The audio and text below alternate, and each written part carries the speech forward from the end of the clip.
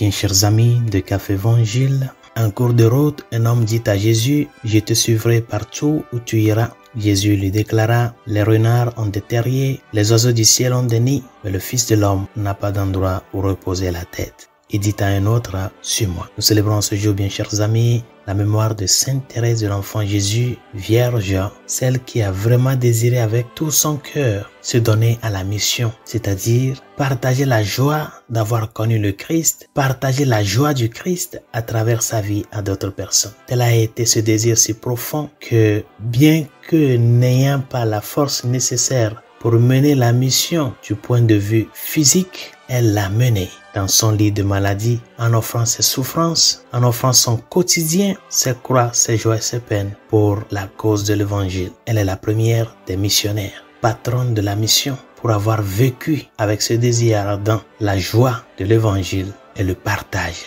de cette joie-là. Et nous commençons le mois d'octobre, le mois du rosaire, le mois de la mission. Toutes ces célébrations doivent retenir notre attention afin que les résolutions que nous prendrons ce début du mois soient des résolutions qui nous amènent à grandir dans la connaissance du Christ, unis avec la Vierge Marie. C'est le mois du rosaire, ne l'oubliez pas. C'est le mois où l'Église nous invite à voir dans cette dévotion si traditionnelle et si profonde et si antique de l'Église comment l'image de la femme, la personne de la Vierge Marie, marque toujours et toujours celle qui intercède pour les autres. Elle est notre mère parce qu'au pied de la croix, Jésus nous l'a donnée. Femme, voici ton fils. Il a dit à Jean, voici ta mère. Marie accomplit cette mission de la maternité spirituelle de tous les fils de Dieu parce qu'elle est la mère du Sauveur, la mère du Fils unique en qui nous sommes tous engendrés. Chers amis, en écoutant l'évangile de ce jour, il y a comme un croisement des paroles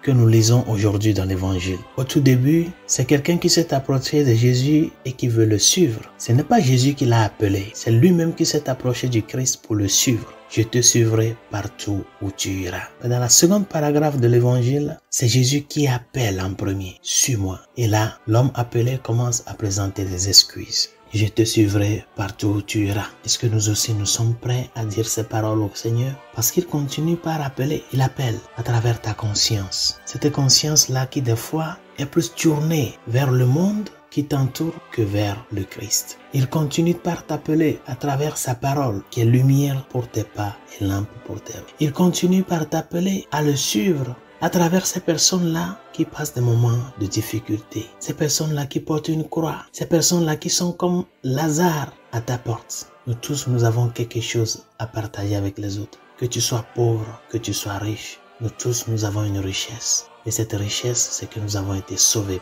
Il continue par t'appeler. Il t'appelle à ce que toi aussi, tu puisses porter cette lumière aux autres. Et combien de fois, nous n'arrivons pas à dire au Seigneur, je te suivrai partout où tu iras, c'est-à-dire un don total. Partout. Parce qu'il y a plein de choses de nos jours qui nous retiennent de pouvoir nous donner totalement à lui. Quelles sont les excuses que tu présentes au Seigneur? Ce sont tes petits hobbies, tes petits temps libres que tu ne veux pas dépenser pour lui, ton travail, ta famille, tes amis. Qu'est-ce qui est ton point d'excuse pour ne pas te donner totalement? En ce mois du rosaire et de la mission, le Seigneur te rappelle, tu es prêtre, prophète et roi. De la main de la Vierge Marie, suis-le de tout ton cœur, comme elle l'a fait. Je suis la servante du Seigneur, que tout m'advienne comme tu le désires. Afin que cette disponibilité totale nous amène à nous aussi à être des vrais missionnaires, des porteurs de l'évangile par nos paroles, nos actes et nos attitudes. Bonne journée. Dieu vous bénisse. Que Sainte Thérèse de l'Enfant Jésus intercède